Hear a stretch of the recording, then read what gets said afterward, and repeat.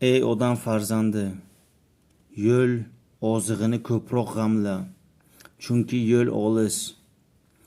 Alloh uchun qoyim bo'lishni kanda qilma, negaki dengiz chuqur.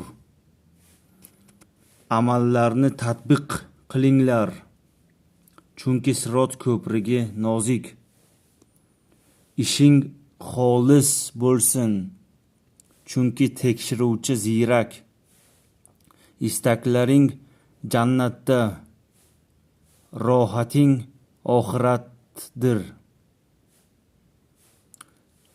Chunki u payt huzuringda ohu ko'z hurlar bo'ladi. Men uchun hozir ekansan, men ham sen uchun hozirman. Dunyoni xor tutib menga yaqinlash. Yaxshilarga muhabbatli bo'l.